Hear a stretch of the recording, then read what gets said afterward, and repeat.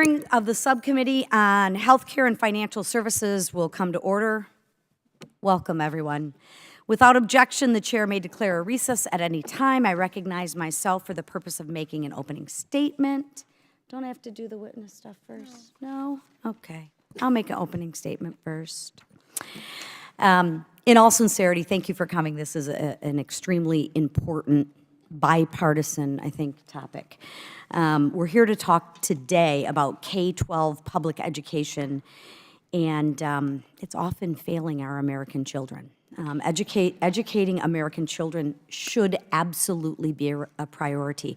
The return on that investment is unmeasurable, really.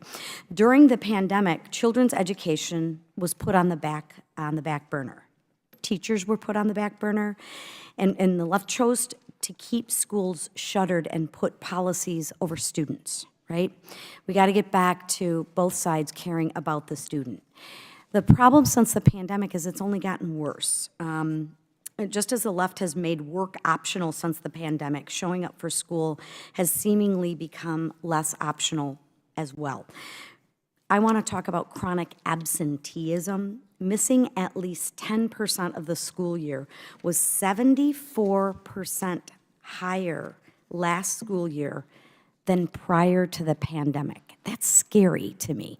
I mean, if children and students aren't in school, it's very difficult for them to grow, for them to learn, whether it be educationally as well as socially. And it shows. I mean, nationwide, the average reading and math scores for a 13-year-old declined 4 points and 9 points respectively from before the pandemic to this past school year. In 2022, the average score for 9-year-olds also declined 5 points in reading and 7 points in math compared to 2020.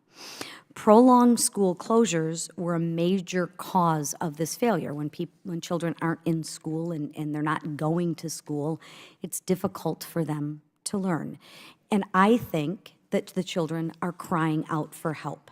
Students can only benefit from teaching, extra tutoring, and extended class time if they are at school. So instead of addressing the students' performance, schools are investing in non-academic programs to serve political agendas. We need to get back to getting the politics out of school and getting back to reading, writing, and arithmetic. Leave the social agendas for the parents, please. Federal COVID-19 pandemic relief funds that were appropriated by Congress are being used to support the teaching of radical ideologies instead of the actual curriculum. Reading, writing, arithmetic, right?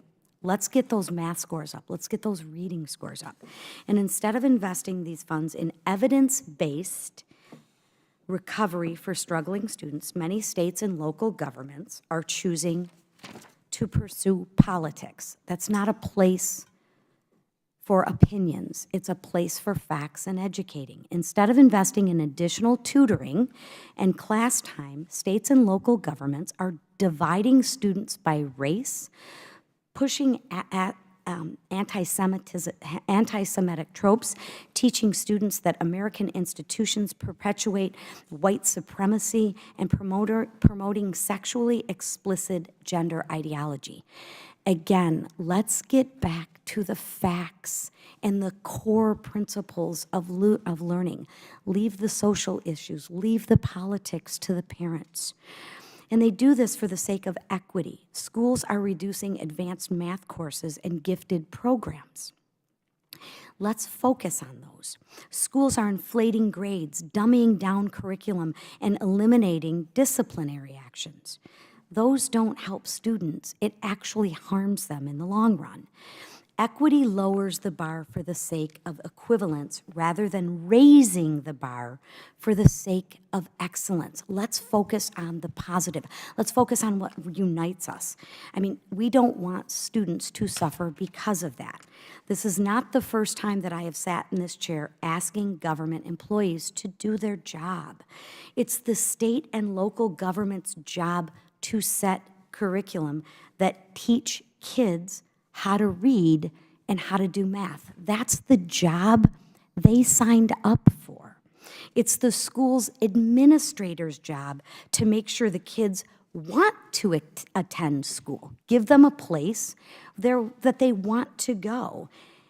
And it's the parents' job to make sure that their children are attending school.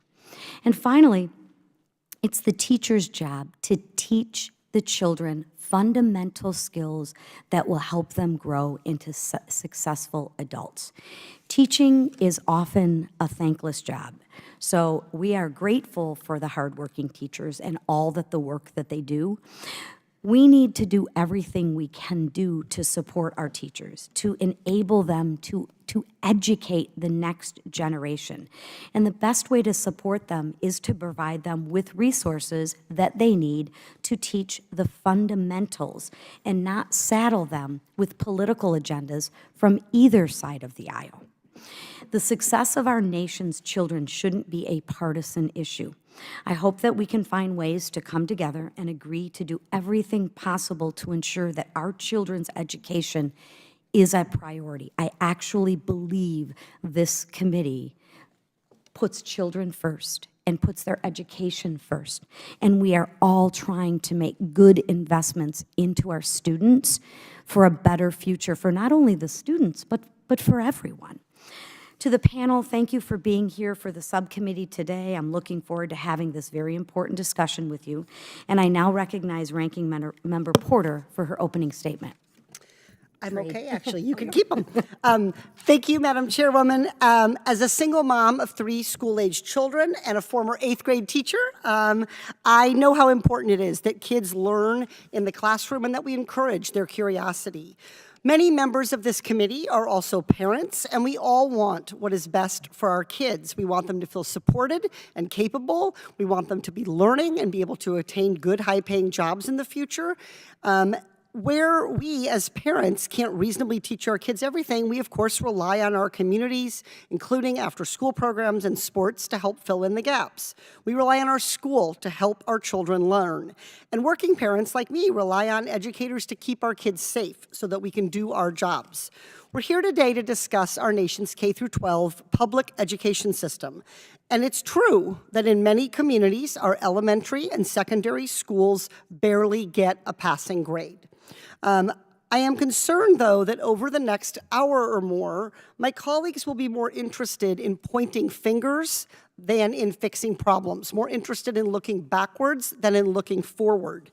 2 of the fingers that are being pointed are at COVID-19 school closures, and then at so-called woke programs that indoctrinate students.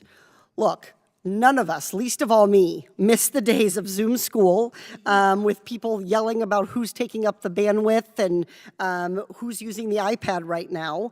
It sucked. It was terrible for parents. It was terrible for teachers. And most of all, it was terrible for kids. There's no doubt that COVID-19 disrupted learning. Many kids missed out, and there is a real learning recovery that we need to be focusing on. So I'm not arguing with my Republican colleagues about that point. But the reality is that even before COVID-19 reached our shores, and long before Republicans made critical race theory a rallying cry, K-12 achievement was less than outstanding, less than where it needed to be for us to have a strong, stable, globally competitive economy. In 2019, our national K-12 achievement score was a C. I'll say it again, a C. If we're serious about solutions, we have to start with the facts and look at the real reasons that kids are struggling. There's a long history of unequal and inadequate funding for public education that has not set our kids up for success. And I fear, and I think we need to be careful not to devalue the hard work of teachers. We need to not paint them as agents of indoctrination. Instead, we need to be acknowledging their partnership in raising our kids.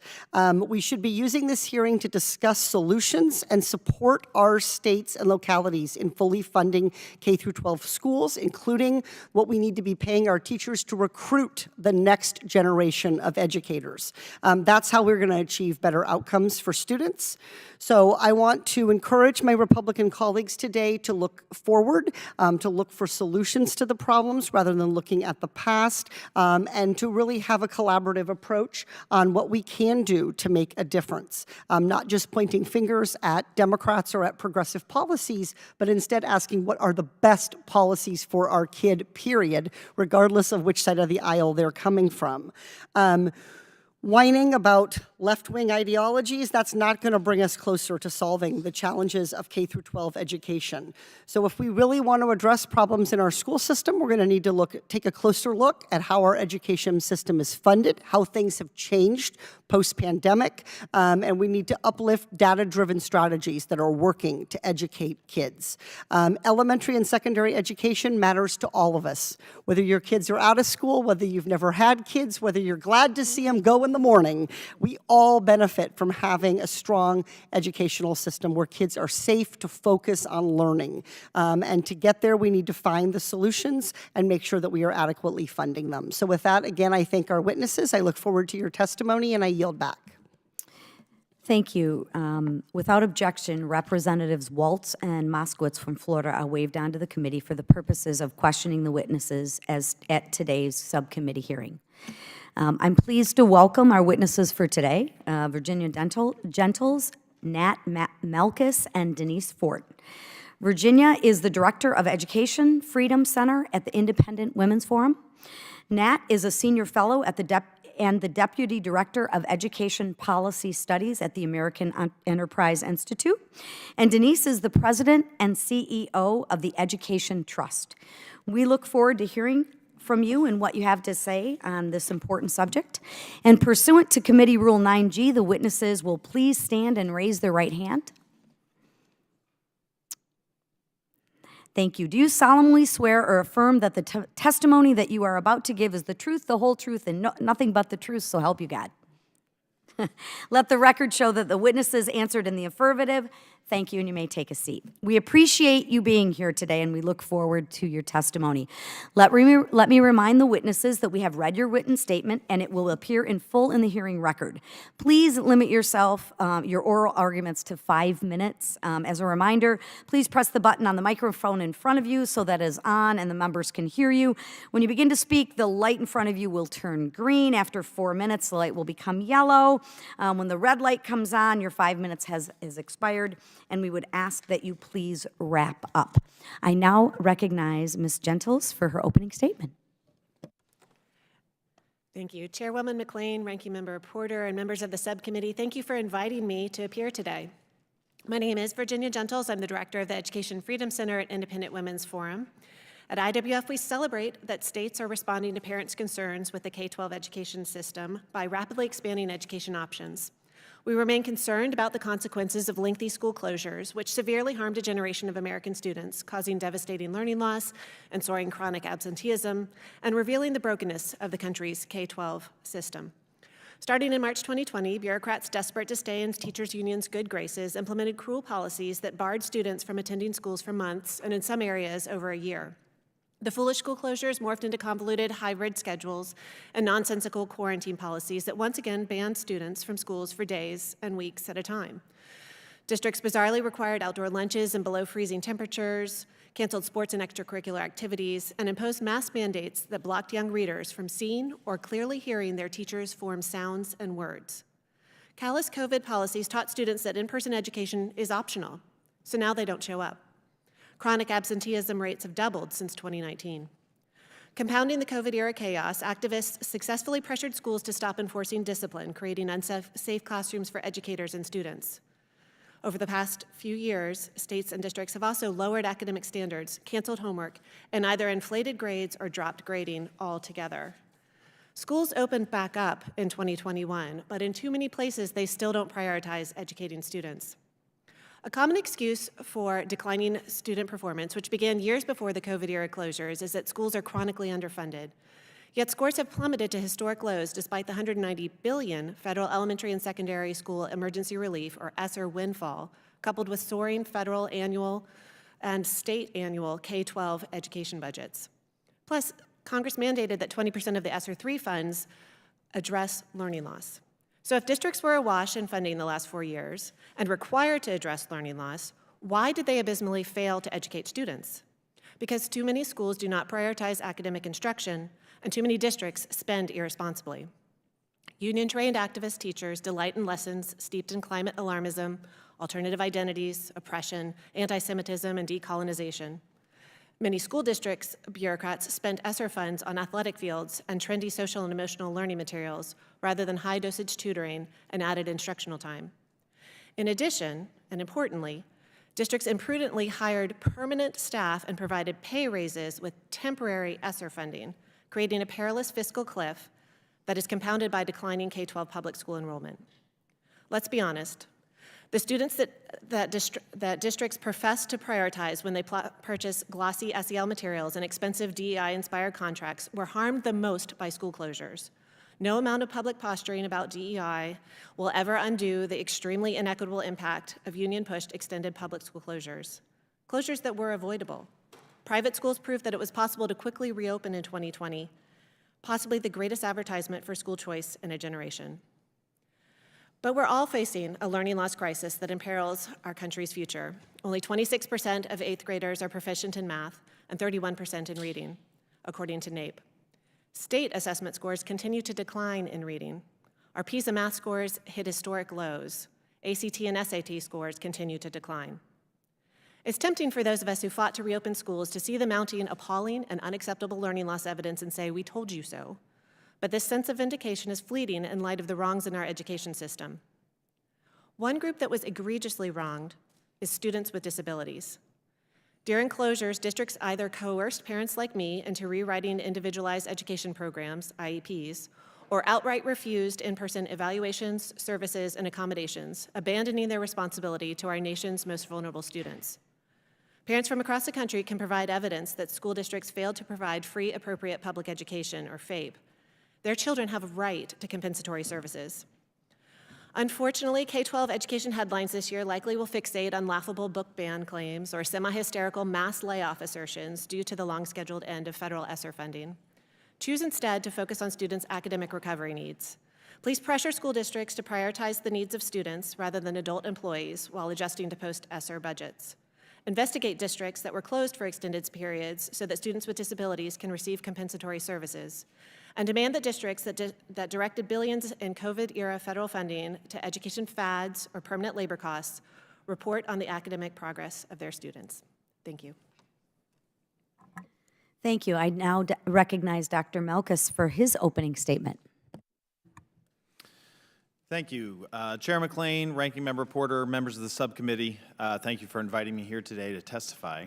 I began tracking school responses to the pandemic at its outset, work that unfortunately is still needed today. AEI's Return to Learn tracker monitored weekly remote instruction for 8,600 school districts in the first full pandemic year.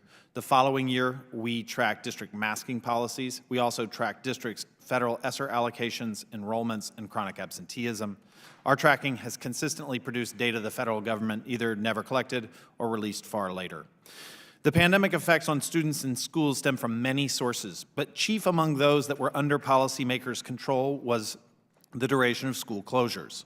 Early on, school reopening became politically polarized, as our data bear out. All school closed for spring 2020, but the duration of remote instruction varied the following year. Though weakly related to local COVID threats, the length of closures was strongly correlated with local presidential votes. By April 2021, with vaccines available and COVID cases low, a third of school districts that voted for President Biden had fully reopened, compared to 60% of Trump districts. That year, the highest percentage of fully in-person Biden districts never reached the lowest percentage of Trump districts. Our district mask policy tracking the next year reflects similar patterns. Though masking decisions seem less consequential, they do reflect districts' prioritization of restoring normalcy, and inconsistent federal guidance was part of the problem. CDC's blanket guidance for universal school masking from September 21 through February 22 is an example. The CDC did track local COVID threats, but not district masking policies.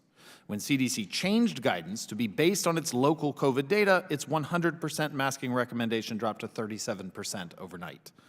This was not a post-Omicron anomaly, as we showed CDC's new guidance would have recommended masking for 61% of students on average while the CDC recommended 100% do so.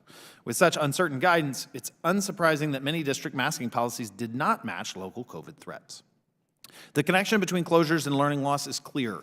Education Recovery Scorecard and Return to Learn data showed that in math, the most in-person third of districts lost 44% of a year's progress. The most remote third lost 60%, over a third more.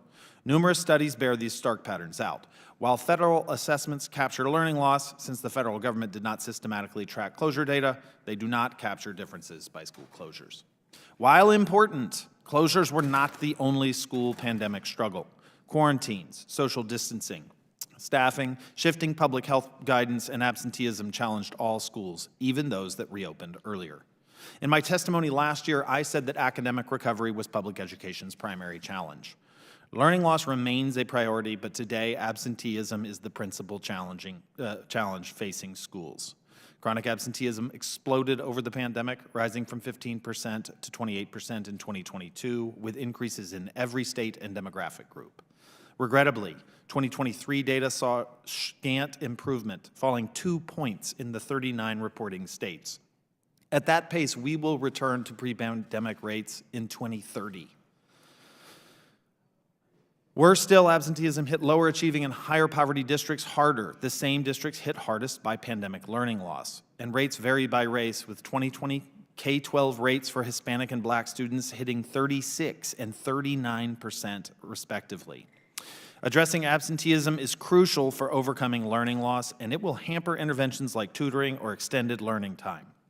The current levels threaten the productivity of American schools. What can be done to address chronic absenteeism? First, we need to bring both carrots and sticks. Positive supports alone will not meet the scale of this problem today. Districts should couple meaningful supports with clear communications and consequences for parents and students who fail to meet their moral and legal duties on school attendance. Second, we need clear leadership from the president down to the principal. The president and governors, leaders on Capitol Hill and in districts must decisively communicate that pandemic-era exceptionalism in schools is over. Support from above gives local leaders, principals, and teachers the backing they need to ask and, when necessary, demand that families and students do their part. Third, only teachers have the relationships to effectively communicate on attendance. No central office letter, text, or email will carry the weight personal contact from teachers will. Teachers bear heavy burdens, but those burdens will only grow if chronic absenteeism does not improve. Finally, we ask much of schools and teachers, but students and families must meet their responsibilities. Standard behavior from a few short years ago would be a huge improvement, and it is not too much to ask. If we are unwilling to ask this of them, who should we blame if this absenteeism crisis becomes the new normal? Thank you for the opportunity to testify today. I look forward to the subcommittee's questions. Thank you, Doctor. And the chair now recognizes Ms. Forte for her opening statement. Thank you. Good afternoon, Chairwoman McLean, Ranking Member Porter, and members of the subcommittee. Thank you for the opportunity to testify today. My name is Denise Fort, and I am the President and CEO of the Education Trust, a national advocacy and research organization committed to advancing policies and practices that dismantle the racial and economic barriers embedded in the American education system. But I'm also very proud to have been a congressional staffer for 20 years, most recently as the staff director for the Committee on Education and the Workforce for Ranking Member Bobby Scott. But I'm proudest to be the mother of 2 young boys who currently attend public school in Washington, D.C. Today, I'm pleased to share with you EdTrust's assessment of how students have fared as a result of the pandemic and recommendations on how we address the multi-generational inequities that existed long before COVID-19. We can all agree that we must provide the highest quality education for all children to reach their academic potential and overcome the devastating impact of unfinished learning exacerbated by the pandemic. We know that far too many students, especially those of color and those from low-income backgrounds, suffered disproportionately due to the pandemic because of many structural inequities, such as instructional quality, home broadband access, mental health supports, and many other external factors. As we advise states and districts on how to best prioritize investments, EdTrust research indicates there are 2 strategies most effective to accelerate learning. You've heard about them already from my colleagues here: targeted intensive tutoring and expanded learning time. These solutions are agreed upon by experts across the political spectrum. We also know that strong, positive relationships with teachers and school staff can dramatically enhance students' motivation, academic engagement, and social skills. Additionally, many states have already begun investing in expanded learning time in the summer and after school, which research shows can accelerate learning. Parents are also deeply concerned about their students' recovery. They are focused on their academic progress and their well-being. Parents want better data to know how their students and schools are performing at this time and whether resources are being allocated in an equitable fashion. And they want the federal government, states, and districts to invest in strategies for increasing access to mental health, including more trained counselors, nurses, and school psychiatrists. We are also calling for professional learning opportunities for educators on learning acceleration, culturally affirming practices in pedagogy, and technology-enabled instruction to ensure that students have the guidance necessary to reach high standards. Finally, because the pandemic is far from over, we must look beyond this year. States and school districts should lay the foundation for long-lasting structural changes. The average district has relied on Esser funding to support roughly 8% of its budget in recent years. The loss of these funds will be hardest on Title I school districts since they receive more federal dollars on average. A state like Arkansas, for example, where 84% of all Esser funds have been exhausted, 11% of their education revenue was supplied by Esser funds, and they have a growth rate of incoming revenue slowing by 6%, making it particularly challenging to avoid destructive cuts. School boards and superintendents are deciding school closures and teacher layoffs right now, and I mean right now. Without additional federal and state investment, district budgets could be slashed by an average of $1,200 per student. In real terms, this means students lose. States should spend remaining dollars on evidence-based approaches to academic recovery, including increasing funding for Title I, Title II, to ensure that schools serving the highest number of students from low-income backgrounds have the resources they need. Schools have been essential to every community in this country. The risks are too high for students and for the future of this country. Failure is not an option, but working with the support of communities and families, federal, state, and district leaders can take steps to ensure that all students, especially those who need the most support, can obtain an education that equips them to excel. Thank you for the opportunity to speak with you today, and I welcome questions. Thank you, Ms. Fort. The chair now recognizes Mr. Grothman for his 5 minutes. Hope I got the right one here. Good. A couple questions. We'll start with Ms. Gentles or Dr. Malkus, who wants to jump in here. What's been going on with math scores in this country over the last 40 years, say? Over the long trajectory, math scores have been going up depending on the test you're looking at. The long-term trend from NAEP is a great measure of basic skills. They've been trending up until about 2012. At that point, we sort of hit the zenith. You can see this in a number of scores. In the aftermath, they started to decline a little bit. When the pandemic hit, they fell dramatically. I think it's important to note how they fell. They fell on average, but the students that were scoring sort of at the higher end of the spectrum, at the 90th percentile and the 75th percentile, those students did not suffer dramatically over the pandemic. Their scores came down. The students in the lower end of the spectrum, 10th percentile, 25th percentile, the floor fell out on their scores.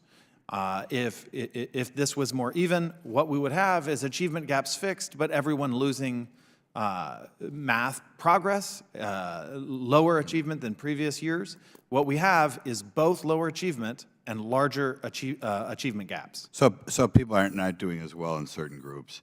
In Wisconsin, which is the state I know best, probably the district with the largest share of people of color, students of color, is the city of Milwaukee. And we spend substantially more per pupil in the city of Milwaukee than almost every other school district in the state. Nevertheless, we get people running down the city of Milwaukee schools saying that you can't succeed or they're somehow inferior to other schools.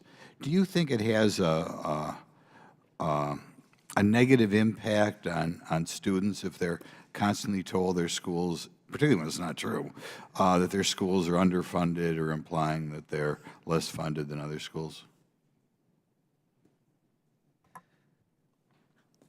I think that there's a problem with constantly denigrating education, and I'm sure we can all agree that we don't want to be here to denigrate K-12. I guess what I'm trying to get at here is there are people who imply that it's expected, I guess, or this is the reason why people of certain demographics don't do as well.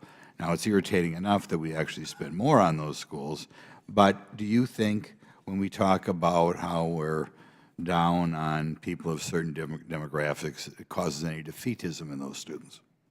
Well, we certainly don't want to have the bigotry of low expectations, something that we heard a lot during the Bush administration, that there were efforts underway to put that in the past, but certainly we have that again now that we're using the pandemic as an excuse for low performance among low-income students in particular. So we don't want to tell families from particular areas or particular backgrounds that they cannot achieve, that their students should not be expected to achieve. Next question. I think part of this DEI stuff, insofar as we insert it in younger children, implies that if you're not of European ancestry, you're not going to do as well in this country.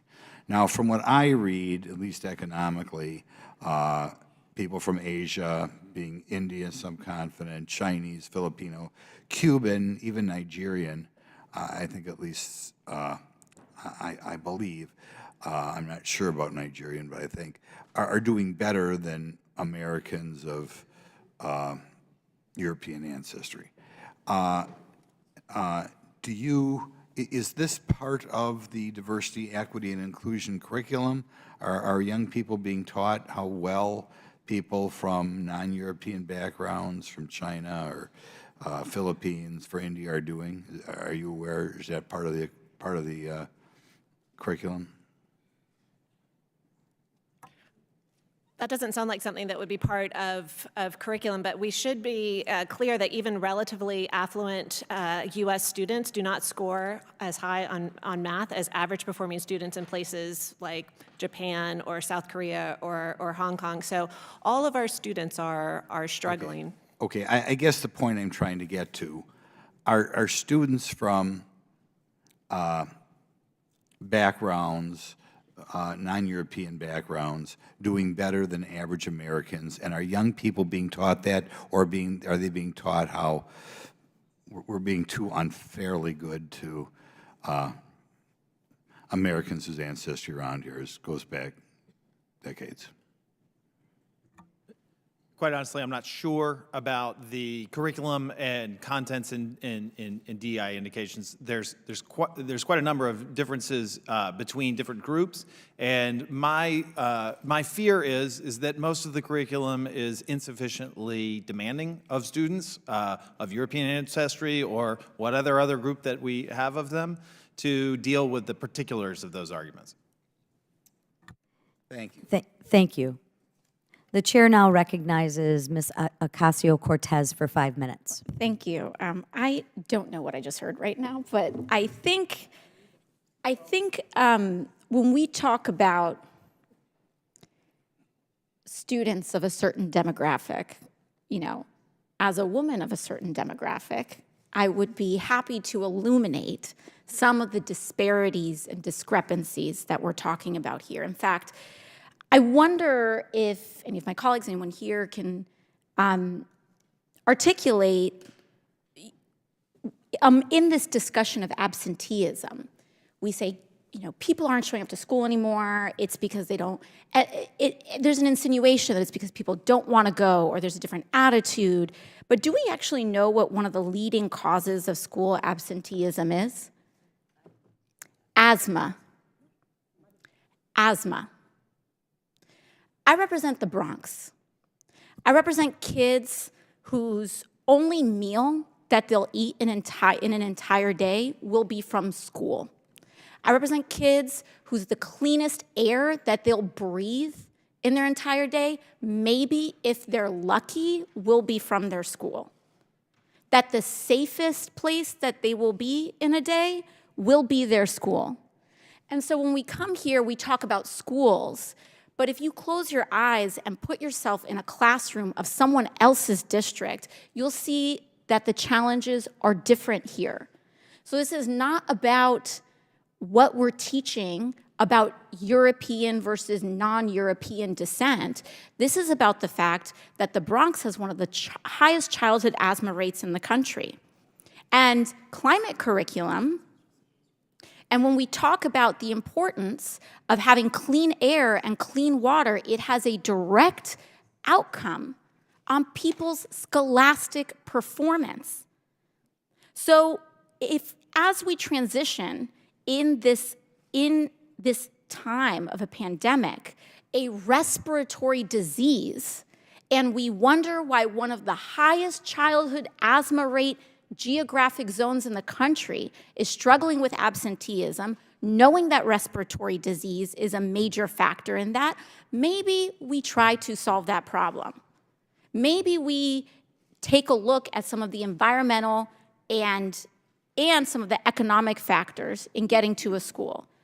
Ms. Fort, you have extensive experience in this issue. Can you speak a little bit towards some of those economic and environmental factors that you see and how they affect communities and their ability to navigate educational outcomes? It was green. Thank you for that question. At the Education Trust, particularly when you think about the pandemic, the research is clearly there that what impacted our students was healthcare, loss of employment of their families, the lack of technology accessibility, and this really had an impact on their livelihood, which of course had an impact on their school day. And as Representative Ocasio-Cortez pointed out, for many of these students, where they actually are supported best, where they are being able to take advantage of services and the supports that they need to actually succeed in school is at school, which we believe is the right place for many of these services. In addition, we know that lack of mental health supports that they faced during the pandemic needed to be supplemented while at school. And so we are happy to see from this recent investment of the American Rescue Plan, the significant investment in schools that helped schools reopen, that made sure teachers had the supports that they needed, and most of all, made sure that more children had support for mental health services. Thank you so much, Ms. Fort. And this correlates with what we've seen, not just in the Bronx, but across the country. We saw admissions, mental health admissions of children that were highly disruptive. Their ability to be healthy is what can determine whether they show up to school and how well they do in school. On top of that, when we talk about social issues and when people want to critique social inclusion in schools, housing, as you mentioned, is a core underlying factor in how well someone does in school. If you don't have a home or a bed to lay your head on, how are you going to perform well in school? And when we talk about inclusion and those issues, one of the highest rates of childhood homelessness and one of the highest contributors and factors is if they're LGBT. Because if they go home to a place that will kick them out of their house because they are gay or trans or queer, how can we imagine them doing well in school? And so if school isn't safe for them, if home isn't safe for them, and if we allow a culture that continues to marginalize LGBT people to the point that their existence can't even be affirmed in school, how can we expect them to do well? And with that, I yield back. Thank you. The chair now recognizes Mr. Burleson for 5 minutes. Thank you, Madam Chair. Right now, public schools are really, in my opinion, failing to do their most basic duty, educating our children. We saw widespread closures during the COVID pandemic, which led to students falling behind in core subjects like reading and math, which, by the way, I oppose the closures and the lockdowns because it was an absolute scam, and the impact to our children, I think we'll see for an entire generation. But during that time, under the guise of COVID, Congress appropriated billions, $189 billion to the Esser Fund to restore educational services after COVID-19. Of course, like everything else, the government throws taxpayer dollars at. The money was often used inappropriately. While there were some school districts that appropriately spent the funds, there were many, and unfortunately far too many, that used it for nonsense like DEI programs, critical race theory, gender ideology, and other work programming. And before anyone questions whether or not it actually happened, I'll point to my very own school district that I graduated from, which spent money implementing these programs. First and foremost, Congress has a responsibility to question how the schools are spending taxpayer dollars and how they're being effective in the use of those dollars. My first question is to Ms., is it Gentiles? Gentle with an S, so Gentles. Gentles. Ms. Gentles, will expanding school choice, which is a very popular topic in many states, including Missouri, will that improve the student outcomes? Yes, there have been close to 200 studies of existing school choice programs, and the vast majority of those do indicate that there are improvements in not just the participating students, but in the public school students in the surrounding area. Those competitive pressures improve the district services to the nearby students. So rising tide lifts all boats. Yeah, it's amazing how powerful competition can be. My other question, often whenever I'm discussing this topic, there are teachers that I think we all love teachers, but there's often a fear of how this might impact their livelihood, impact their opportunities. In your opinion, does expanding school choice help teachers? Well, the fear comes from the unions who are concerned about losing the dues-paying members from the public system. There's absolutely no need for fear on the part of educators or those who care about them because, of course, education alternatives to the traditional public school need teachers. So teachers are teaching in these private schools and other education options. And again, when we talk about those studies, it revealed that the teacher salaries in surrounding areas where you have school choice programs, those increase. So everybody benefits. Yeah, and the sad part is that, would you agree that sometimes what the unions would be advocating for are in direct conflict with what benefits the students and what benefits the teachers? Well, the teachers' unions are focused on increasing their dues-paying members, Right. and the AFT represents Planned Parenthood staff members in some states, for example. They aren't necessarily representing educators, and they are in contrast to the needs of educators when they're advocating for policies that do not enforce discipline. That creates unsafe environments for teachers, for example. Now, there are another number of types of different school choice endeavors within different states. Could you lay out or explain for those who are watching the different school choice opportunities and which ones work better in states that have experimented with this? Well, according to EdChoice, 75% of students attend traditional public schools, and then you have 25% of students attending private schools, charter schools, magnet programs, and home education. So that's a quarter of the nation's students benefiting from alternatives to the traditional public school. There are studies of the charter schools that show that they serve low-income students in urban areas better than the residentially assigned public schools. And I've mentioned the private private school studies.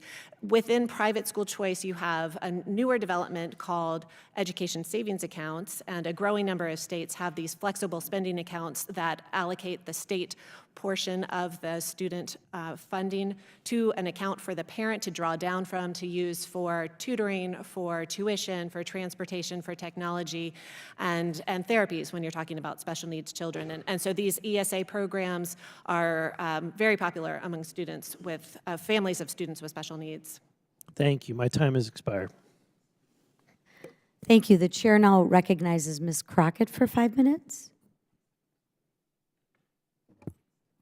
Okay. Thank you, Madam Chair.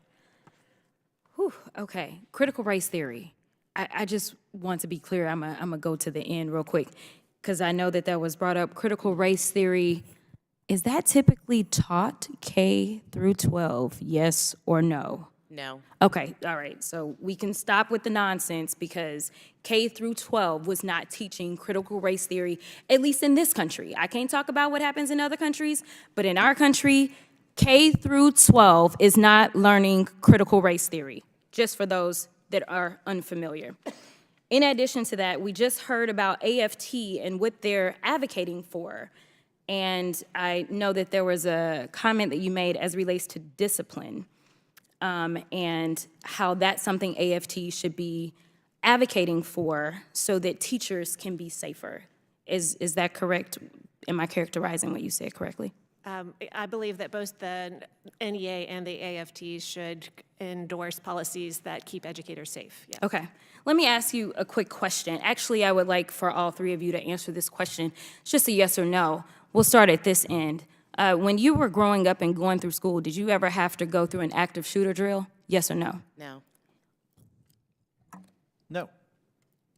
Oh, okay. All right. So can we agree that guns being kept out of schools may be one of those things that could keep not only teachers safe, but also students safe? Yes or no? Yes. Yes. Yes. Okay. Thank you. So I do want to touch on a few things that Ms. Ocasio-Cortez talked about, because I don't really know the breadth of your understanding or experiences. But to give a little clarity to the district that I come from, 20% of my district live at or below poverty. And I do come from an urban district. I do have a majority minority district. I know that we've talked about DEI and diversity. And I find that when I'm here, I am constantly fighting to make sure that I can break through the noise and the stereotypes that exist around not only my kiddos in my district, but just my constituents. And one of the things that maybe some of you have never experienced, I don't know, is the fact that one of the leading reasons that students in my district don't show up to school is because they are poor, because some of them are homeless. We found that there were children that didn't go to school because they didn't have clean clothes. That is something that certain people don't have to worry about. And they found that if they brought in washing machines so that kids wouldn't make fun of them because they had clean clothes, that they would show up. These are things that maybe in a more affluent district, they may not need money for. So while one of my colleagues talked about how much investment has to go into some of these school districts in the inner city, I do want to make it clear that there are different obstacles that my kiddos deal with. In addition to the fact that I practice criminal defense work prior to coming into the legislative realm. And in my district, I have the highest incarcerated zip codes in the entire state. What that means is that sometimes I have children that go home and they don't have parents to go home to. Or if they are going home to parents, their parents may be involved in things that aren't necessarily the best things for kids to be around. And so, as it's already been stated, sometimes the safest space is at school for some of these children. And what is so annoying to me is that we debate whether or not we will invest in our futures.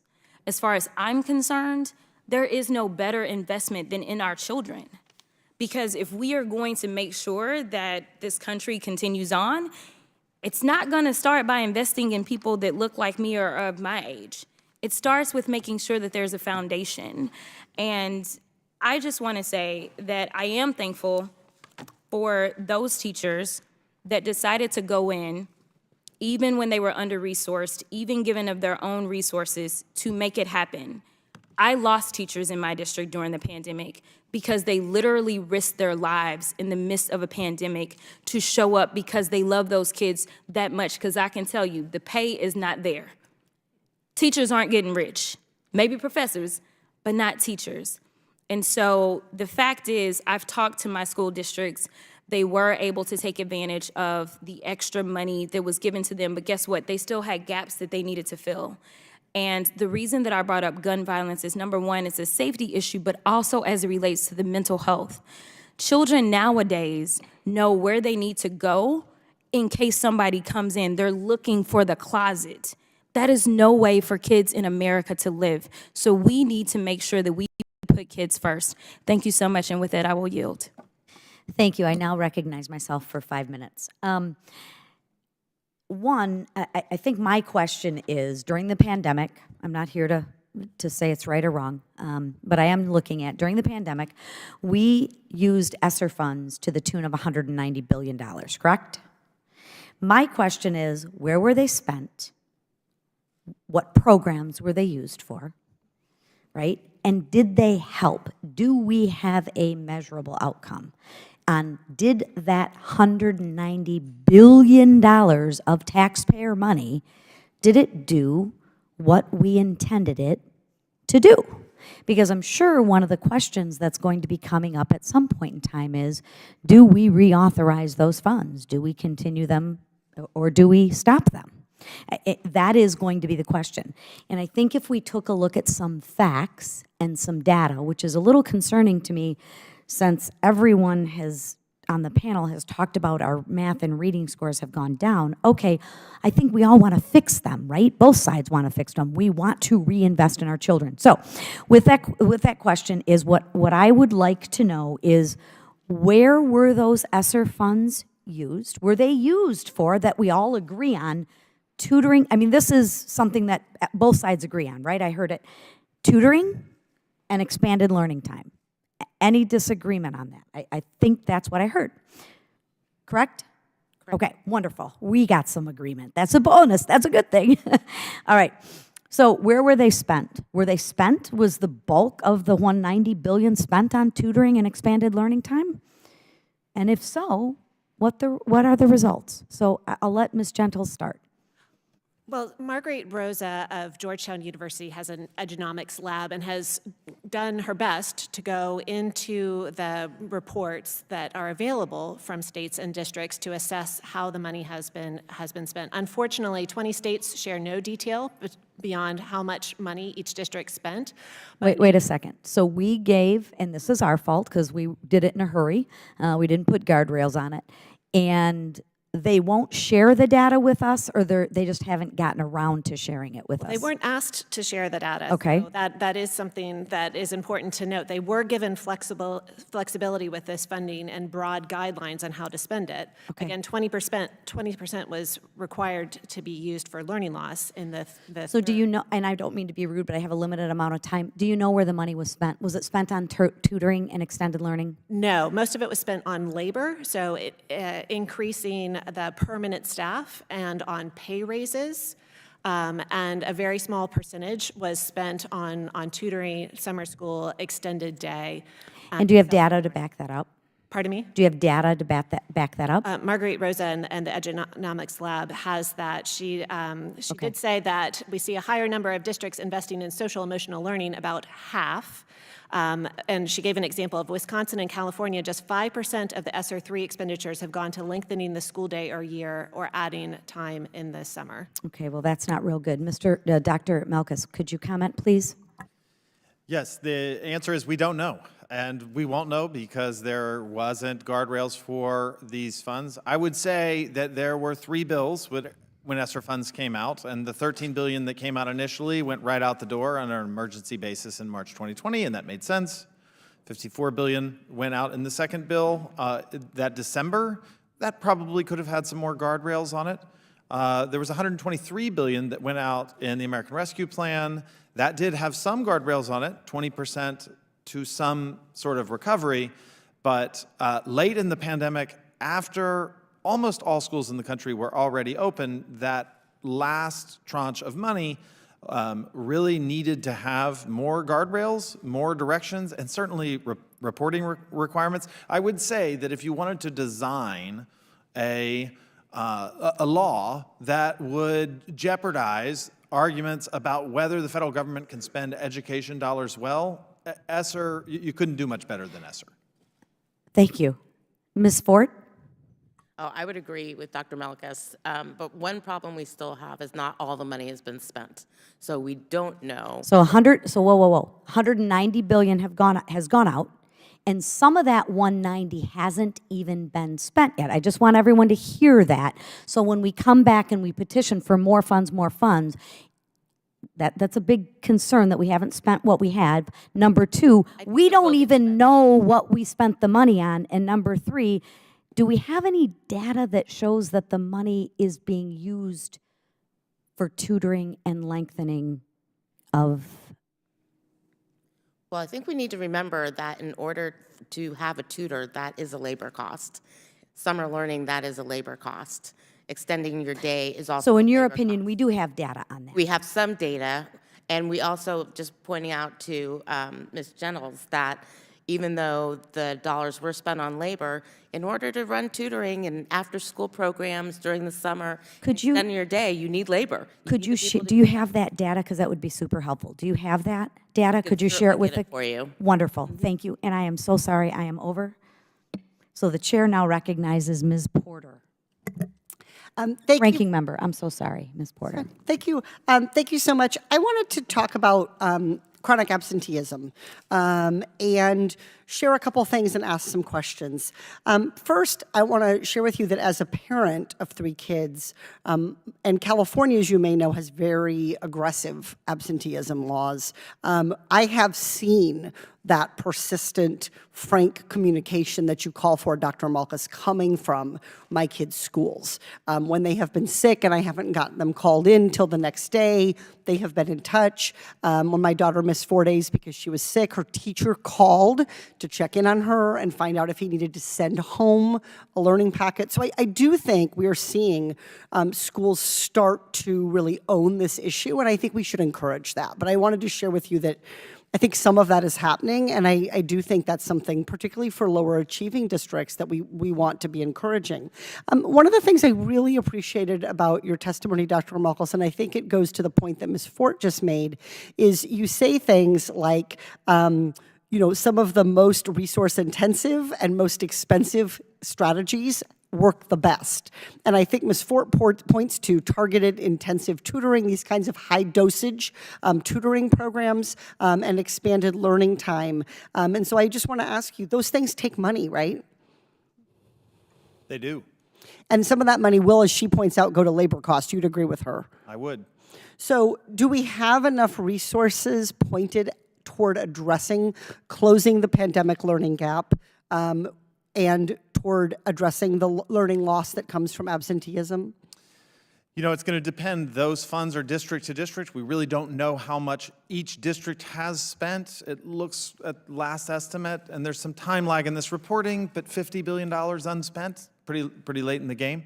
We will need to have funds to do these things. There's no doubt about it. But I do want to make the distinction here that we should be careful to look at the chronic absenteeism problem as if it's a problem that we can fix with simple, narrow policies. What we're seeing is every demographic group is 75 to 80% up. I mean, across the board.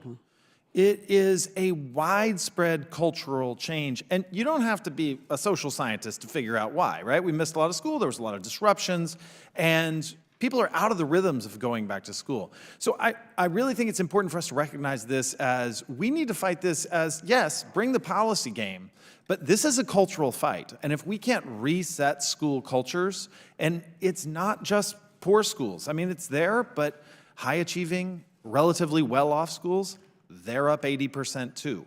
So I really think that this is a cultural problem, and I want to encourage leadership up and down the board to approach it as such.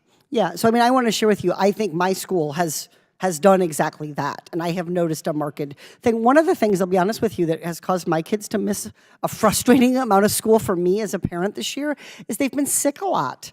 And I think that we've had a rough kind of flu, winter, cold season, and so I have called them, they've just been sick. And one of the things that I think it's hard to balance when you're pushing kids and parents to come and turning up that kind of heat, which is important to have that standard, is I have to argue to keep my sick kids home because they say I'll get in trouble if I'm not there. And so I think we have to walk that line. In terms of these programs, Ms. Fort, I wondered if you could talk a little bit about a few of these that are working, like the Virginia high-dosage tutoring program, particularly the Colorado AmeriCorps program on encouraging partnering with families whose kids are not coming to school to get them more engaged. And then I think, I just posit to the chairwoman, with the remaining Esser dollars, and if we do reauthorize it, I think you all have given us some programs to focus it on. And I think it is appropriate that if we reauthorize any money, we focus it on these programs that are working and are being deployed in states. So I wonder if you could say a little more about them. Yeah, there's many shining examples that I did have in my written testimony that either from having small tutoring groups of 3 to 4 students with one teacher 3 to 4 times a week like they're doing in Tennessee to the program that you mentioned in Colorado. And people are finding different ways to provide these small learning groups, whether it's with the teachers, the certified teachers, or whether it's with the AmeriCorps or a college student, or whether it's with grandparents. And I think that's the way that people should be looking at it, just making sure that there's a responsible adult involved in the learning process and that the actual curriculum is aligned with what the child is learning in school. Other funds are being used for after-school programs that are done with a community-based program. Other programs are about professional learning opportunities, but I will say that when we are talking about accelerating learning, the intensive tutoring and the extended day is where the research points us. Yeah, thank you very much. I hope we can work on really focusing if there is additional funding, focusing on these proven interventions. I do think, and I want to thank the chairwoman for pointing to this issue, we need to treat this like the real educational crisis it is. The learning recovery is the lack of learning recovery from the pandemic is real, and we don't get anywhere by pretending otherwise. Thank you. The chair now recognizes Ms. Lee for 5 minutes. Thank you, Madam Chair. As a Black woman who grew up in a working class community, went to a public school and what we would call a divested public school system.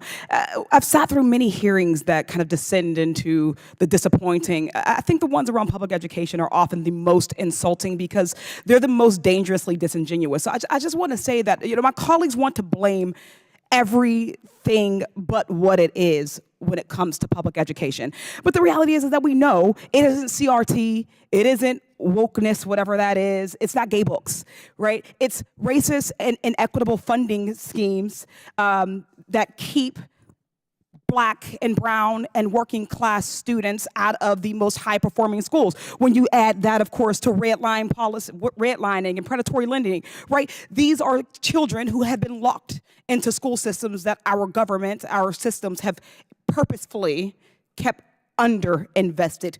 We know that, and even when we think about COVID and the necessities that we had to, around the adjustments that we had to make, I think often about private schools that were able to open faster because these were not school systems and buildings that they had to worry about HVAC issues or open lead and asbestos, as many in the Commonwealth in Pennsylvania have to deal with. Some of the facilities that our schools, that our children, our educators have to learn in are facilities that we would never allow our government to learn in. They would be shut down. But we still somehow can't fully fund public education. So I just wanted to point that out, that we recognize what we're dealing with before we bring in arguments around whether children of certain races are performing differently than others. But the reality is that my Republican colleagues don't want the parents in their district to know that they've denied their children resources. They don't want folks to know that they're diverting your hard-earned tax dollars away from our schools and into the pockets of their donors. They're so desperate for distractions as they defund our classrooms and deprive our teachers that they're banning books and censoring teachers and bullying LGBTQ plus kids, and they're erasing Black histories in an attempt to turn us against our schools. If Republicans don't like what you have to say, they'll do everything in their power to prevent you from saying it. If they don't like what you're reading, they'll do everything in their power to keep you from reading it. Even if it's literally just talking about the history of this country or exercising your free speech, because heaven forbid someone gets uncomfortable during a lesson about our history of chattel enslavement in America, or someone feels seen by reading about themselves or someone like them, or learns about white supremacy by reading the 1619 Project or the Diary of Anne Frank. I do ask for unanimous consent to enter this article from the NPR entitled "The Education Culture War is Waging, but for most parents, it's background noise," into the record. Without objection. Republicans are claiming it's about parents' rights to be involved in their children's classes. Which parents? In this national poll, NPR found that by wide margins, and regardless of their politics, 76% of parents were happy with their kids' schools and what they're taught. Just 18% of parents weren't happy with the way gender and sexuality was taught. 19% say the same about race and racism, and 14% feel that way about U.S. history. These numbers show what's really happening. Teachers are being forced to bow to a very vocal minority at the expense of the overwhelming majority of parents and teachers, and most importantly, all of our students. And while we're so focused on a small group, we're ignoring real barriers for marginalized students, including language barriers, access to technology and tutoring, and a lack of funding for underserved schools. It's much easier to make teachers a political punching bag than to invest in our communities, even though that investment works. I've seen it firsthand in school districts like mine, for instance, Pittsburgh Public Schools, during the pandemic, when it was necessary to adjust and do school from home. Many kids were left without reliable internet. In Pittsburgh, our local universities, Carnegie Mellon University and the University of Pittsburgh, partnered with nonprofits and used federal grant money to connect over 600 families to the internet. CMU also set up a dedicated servers with free courses and classes for students to access, including virtual labs and coding courses. Ms. Fort, do you think having internet access or not using gender-neutral pronouns is more important to a kid's education? I think not having access to technology is more important. Thank you. This learning gap is really more about a practice gap. Our young people need more tools to get excited about learning. In Pittsburgh, CMU has started programs to use phone apps and augmented reality to better engage young students. They also expanded tutoring for low-income families backed by AI to make the tutoring more effective, all funded through federal grants. Ms. Fort, what do you think is better for students? Creating new technology for them to learn with, or removing books from their classrooms and libraries unless they've been approved by every single parent? Certainly creating new technology to learn. Thank you. Without investing in our marginalized community, we're never going to see improvement. We've got this huge gap in STEM when it comes to Black and brown people and women. This hearing could have focused on how to get young people excited about science and math and how to better reach underserved schools, but instead we're stuck listening to the same broken record. Cutting funding, banning books, and censoring curriculum is not the answer. With that, I yield back. Thank you, and I think you just made a very great argument for school of choice. With that, I recognize Dr. Fox for 5 minutes. Thank you, Madam Chairman. Ms. Gentles, in the last 4 months, we've seen a stunning wave of anti-Semitism sweep our education institutions. While many of these incidents have occurred in higher education, there have also been several in K-12 schools. I think that's simply abhorrent. Can you talk more about how much anti-Semitism is in K-12 schools? I think we're just getting familiar with this concerning issue with K-12 education, but we do have examples of families in both coasts, I believe New Jersey and then also California, going to the school district and saying that my child is experiencing intolerable anti-Semitism, and those school districts then pay for the private school tuition for the students to leave and go to a safe environment where they will not be bullied. And that is something that that Jewish families may have to consider throughout the country if this continues. Thank you very much. Dr. Malkus, we've heard about how serious learning loss and chronic absenteeism are, but the Department of Education doesn't seem to be focusing on this. Instead, it seems to be spending all its time pursuing radical far-left agenda items, such as college loan forgiveness. Can you talk about how much work the department is doing on learning loss compared to Democrat political priorities? I have been tracking a number of things, probably too many, over this pandemic, but one of them that came up was student loan forgiveness. So I do actually have yet another tracker on student debt. When you include all forms of that, including the pause, things legislated by Congress, PSLF funding, and the new IDR reforms, we have exceeded $370 billion in forgiven student loans. I might add, without much of that, rather, without consent of Congress. That is where a great deal of the administration's focus has gone. There was an agenda that came out, I think it was 10 days, perhaps 2 weeks ago, where the administration and members of the Domestic Policy Council pushed for high-dosage tutoring and extended learning time, and talked about chronic absenteeism to some degree. While those things are worthwhile, and I'm glad that they are paying attention to it, I don't think those priorities are as focused on the K-12 challenges that we are facing, and particularly showing the leadership that we need from the administration on chronic absenteeism that we need right now. You used a term that I want to ask if we can agree that we might want to change the word forgiveness in terms of loans. Actually, isn't it a transfer of debt from the people who took it out to people who did not take out the debt? The federal student loan portfolio comes directly out of the federal treasury. And so when loans are forgiven, then the balance of the loan is that was set to be received by the treasury, plus whatever interest the borrower agreed to, will no longer be received. And I just might add, because I am concerned about these issues as well, that the SAVE program is a enormous student loan entitlement that will keep on giving without congressional action. Thank you. Mr. Malkus, again, Dr. Malkus, it's a fact that test scores and proficiency levels have declined across the country since before the COVID pandemic. Realistically, what percentage of students should be meeting grade level proficiency standards?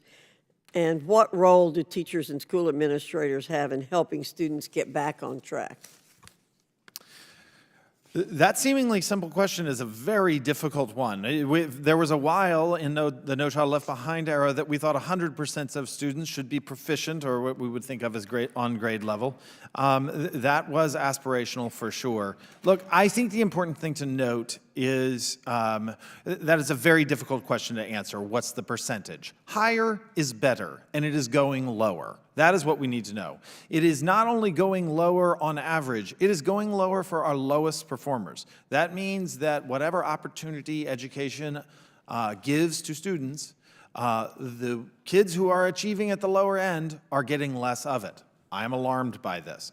What can teachers and administrators do? The list goes on a long way, but I am very concerned, not only from the chronic absenteeism, but from other pandemic effects in schools, that we have a culture problem in schools.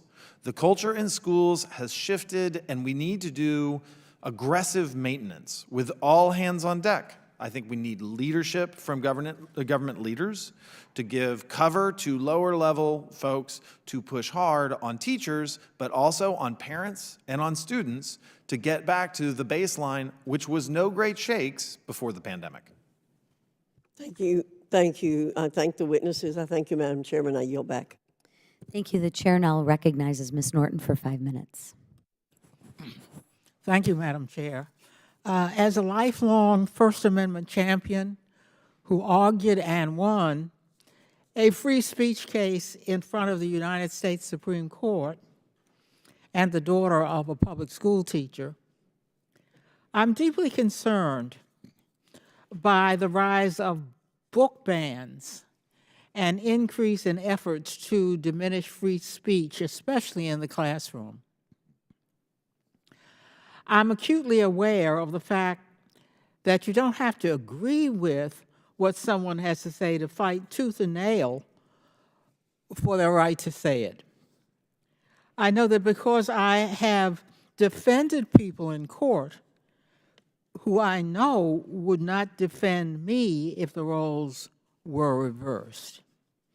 Right now, Republicans across the country are advancing dangerous bills that would bar virtually all discussion about race and gender differences in American history and society. Ms. Fort, how have Republican-led book bans and anti-free speech initiatives affected students' ability to learn? Thank you for that question. I'm sad to report that it's been a real distraction from the hard issues at hand that students are facing in the classroom. These book bans mean that fewer children have exposure to the things they really do want to learn. We hear from students that they want more engaging curriculum. We hear from students that they want to be able to see themselves in their curriculum. And the fact that a small number of folks have been able to enact these book bans is really disheartening and does a disservice to the librarians and the teachers across this country who work really hard to make sure that the curriculum put in front of young people today is engaging.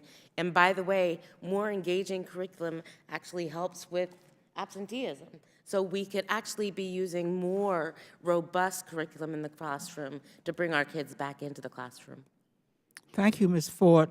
While it's incredibly important that students learn from developmentally appropriate materials, these book bans and anti-free speech efforts are designed to be intentionally vague to target teachers.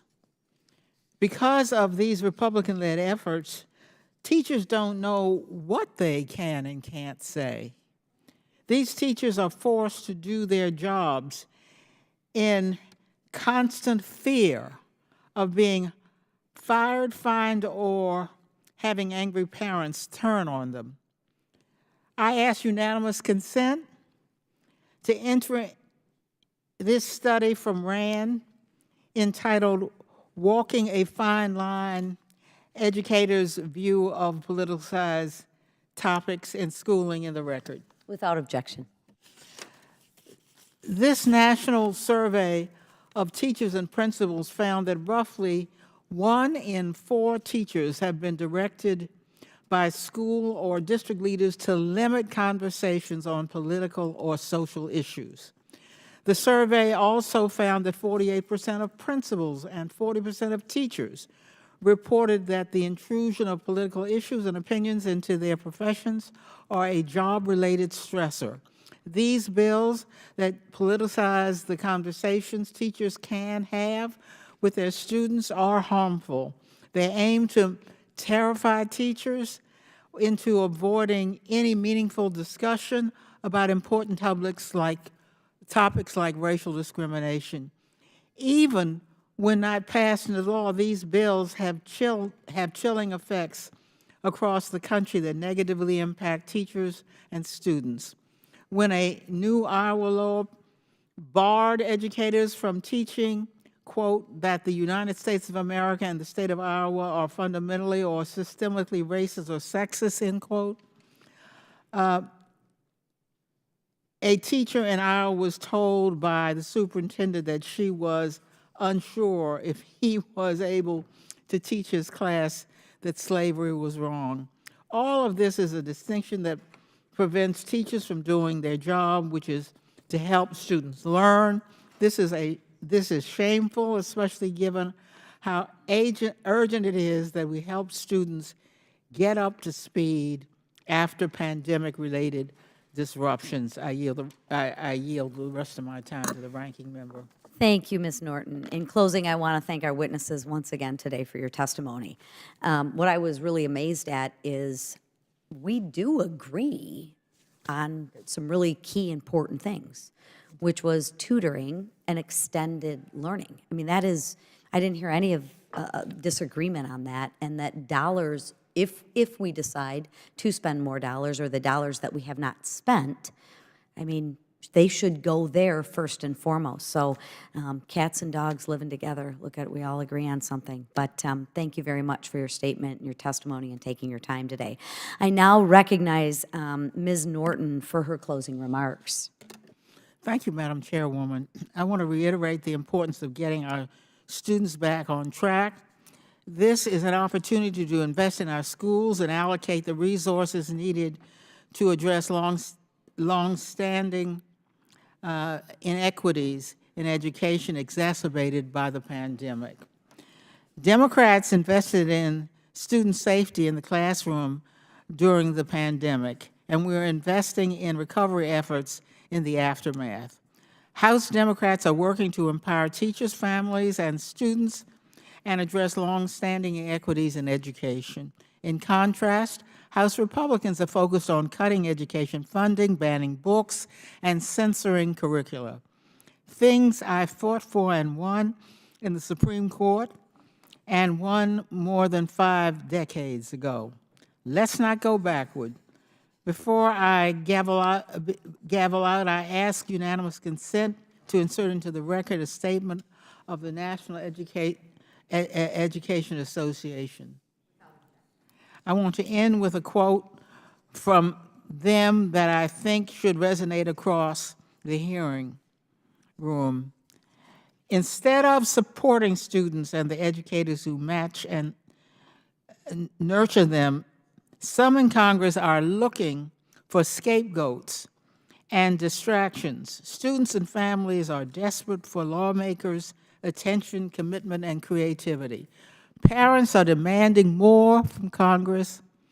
They want students to have the resources they deserve and the opportunities to pursue their dreams. They want their children's schools to be safe from gun violence, places where students are free to learn and experience, educators are free to teach.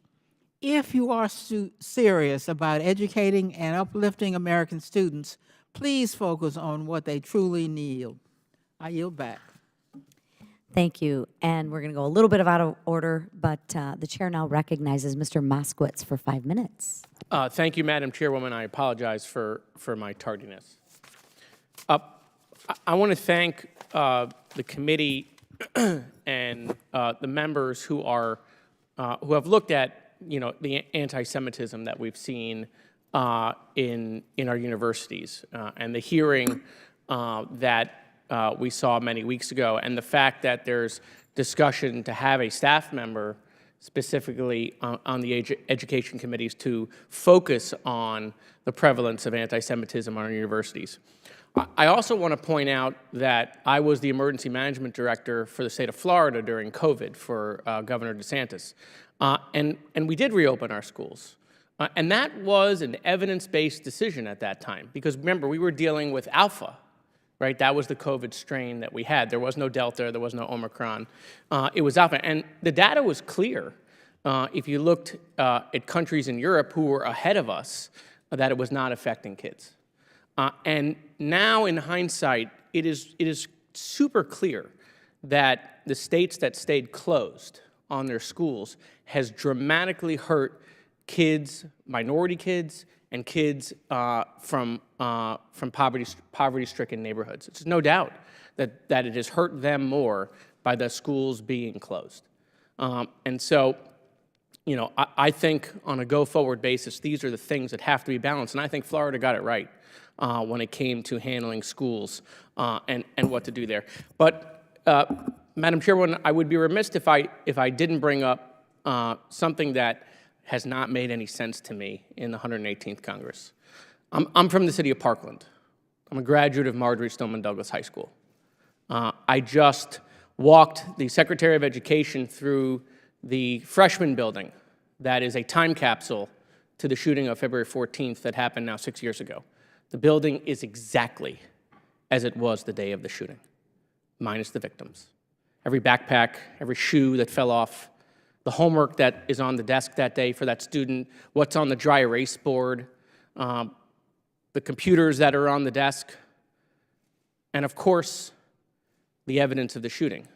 The bullet holes, the blood, the DNA, that the horrors within those walls of what took place there on February 14th. And look, I was in the state legislature that worked on the Marjorie Stoneman Douglas School Safety Act, the bipartisan bill that dealt with gun violence, mental health, and school safety. In Florida, we raised the age to buy a gun to 21, instituted red flag laws, which have now been used 12,000 times in the state of Florida since we put that in place. 12,000 times law enforcement has deemed someone a danger to themselves or a danger to others and has taken their weapons and given them a hearing, a due process hearing, to show that they can have them back. Being used by Republican sheriffs all over the state, saving lives, 3-day waiting periods, and hundreds of millions of dollars for mental health and school safety. I know we have disagreements on stopping the gun from getting to the school, but I implore my colleagues to look at school safety. If you, and I have brought my Republican colleagues, some of them through the building, if you look at the failures of that building and how the failures of how that school was built contributed to the deaths, there is so much we can do on a bipartisan basis on school safety. How the doors get locked, what the windows are made of, making sure our teachers are trained, making sure the students, God forbid something comes to school, know where to hide, what corners to go to. They didn't know that at Douglas. They ran right into the site of the shooter. The shooter never entered a classroom. He killed either people in the hallway or he shot through the window the little window that these class doors have. All these classrooms had steel doors. The bullets went right through them. They were hollow. And so there are lots of things we can do on school safety, which is why I started the bipartisan school safety caucus with Representative Gonzalez from Uvalde. Right? Both of us have seen what the failures look like, even if you do everything you can and the gun still gets to the school. We have to figure out how we can work on school safety. And I plead with my Republican colleagues, in the next year, we're focused on all these distractions, but there is a lot of bipartisan work we can do to mitigate and save kids and teachers and faculty who work in these schools. Thank you, Madam Chairwoman. Thank you, Mr. Moskowitz. I now recognize myself for my closing arguments. Thank you again very much for taking the time. This issue is critically important. And how we spend the taxpayers' money, how we spend your money, our money, is critically important. And I think we need to really focus on, if we really want to make the investment, in which we do, into our children, that we are getting the return on our dollars, right? Because one thing I've learned up here is everybody always asks for money. And I think it goes back to the old Ronald Reagan quote, is we got to make sure that we are getting value for our dollars. And I'm interested, I learned a lot today that we don't have a lot of data on how we spent this money, and we need to do a better job of getting that data. Because maybe we're doing it right, I don't know. It wouldn't appear, let me put it in a positive note.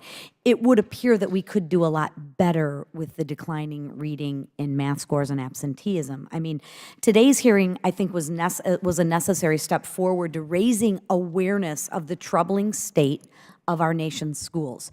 Children are struggling academically, emotionally, and developmentally.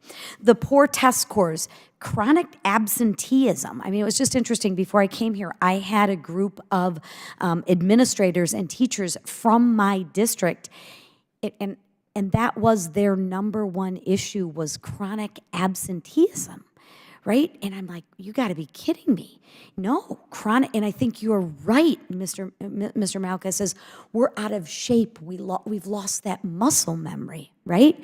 And the pandemic, we got to get that muscle memory back. And how do we do that?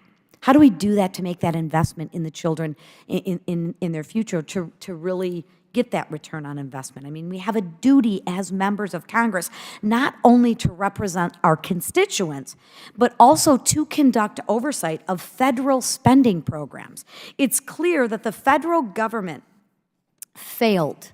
We failed to adequately monitor nearly $190 billion that Congress allocated to help schools reopen and students recover from the pandemic. I mean, that just blows my mind. $190 billion, and we don't have any idea where that money was. And we got 50 some that we don't even know that's not even spent yet. But I bet we're going to ask for more. You guys want to take me up on that bet? I bet. There's a lot to learn from the whole of government's response to the pandemic, including lessons on SNAP decision-making. In the height of an emergency, Congress quickly passed relief bills to help American people and to buoy the economy. But this emergency legislation failed to impose necessary guardrails to prevent waste, fraud, and abuse, despite our Republican warnings. This committee has done extensive work to expose the massive level of waste, fraud, and abuse of COVID relief programs. The Schools Relief Fund, known as the Elementary and Secondary School Relief Esser funds, was implemented without sufficient reporting requirements. Shame on us. Nor parameters for appropriate uses. We've got to fix that. We have got to get some answers before we spend one more dollar of taxpayer money.